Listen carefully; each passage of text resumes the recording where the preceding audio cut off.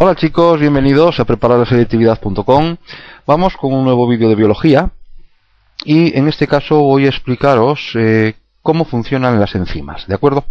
En un vídeo ya comenté qué era el concepto de catálisis enzimática, donde explicaba el papel que desempeña el enzima o cómo el enzima va a disminuir la energía de activación. En este caso lo que voy a explicaros es cómo funciona realmente un enzima. Bien, y las primeras hipótesis que se hicieron sobre el funcionamiento de una enzima fueron hechas por Emil Fischer en el año 1894, lo que llamó modelo de llave y cerradura.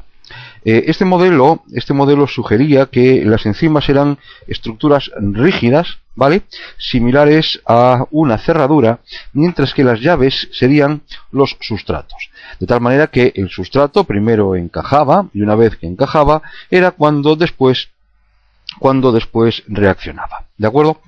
A la vista de estos primeros postulados de Fischer, bueno, pues a medida que iban desarrollándose o iban avanzando los descubrimientos en materia de la fisiología y el funcionamiento todo enzimático, se vio que Fischer estaba en lo cierto en dos cosas, ¿no?, en dos situaciones. Por un lado, como tenéis, os pongo ahí en pantalla, por un lado, cuando Fischer decía que los enzimas van a alcanzar al sustrato con la orientación adecuada para hacer posible la reacción. Es decir, enzima y sustrato no seguían una orientación aleatoria, sino que el enzima se acercaba con la orientación óptima para que el acople fuese el adecuado.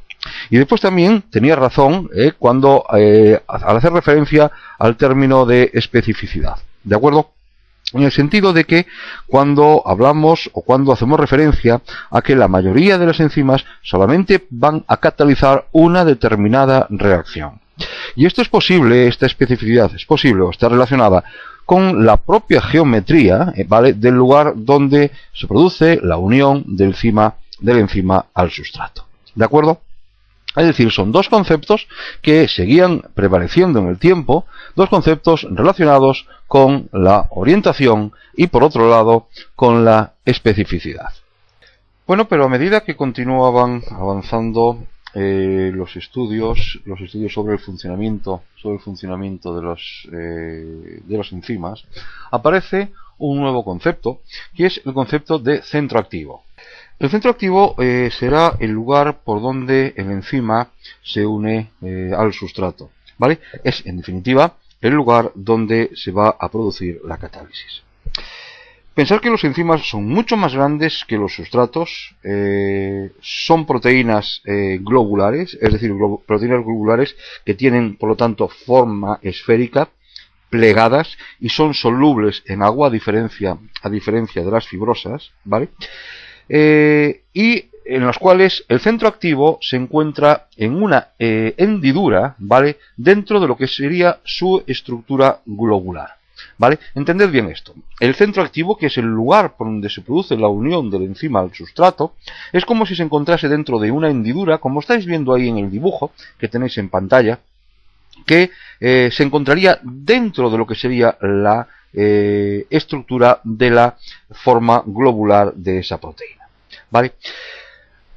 Continuando los avances en cuanto al estudio de la fisiología enzimática, se pudo ver que aquella estructura que se pensaba rígida en el enzima no era tal, sino que van a ser estructuras flexibles y dinámicas, de tal manera que habrá momentos en los cuales los enzimas van a sufrir cambios conformacionales, ¿vale?, cuando se produce la unión al sustrato.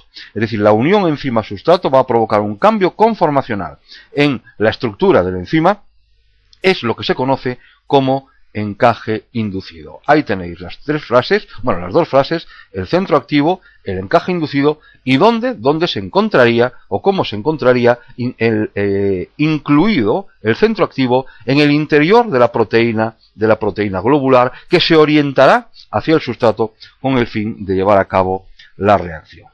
Pensar que cuando el sustrato penetra en el centro activo, se van a formar o se establecerán puentes de hidrógeno y otras interacciones electrostáticas con los aminoácidos del centro activo. Es decir, entre los radicales del sustrato y los aminoácidos de la proteína de la enzima. El grado de interacción, ¿vale?, entre sustrato y enzima va a aumentar y será máximo en el estado de transición. Entended bien esto porque es clave para poder determinar lo que hablábamos en el vídeo que os expliqué sobre la catálisis enzimática.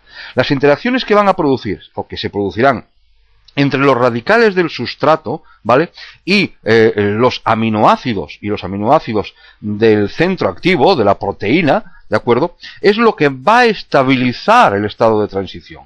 Va a aumentar la estabilidad del estado de transición y por lo tanto va a producir una disminución en la energía de activación.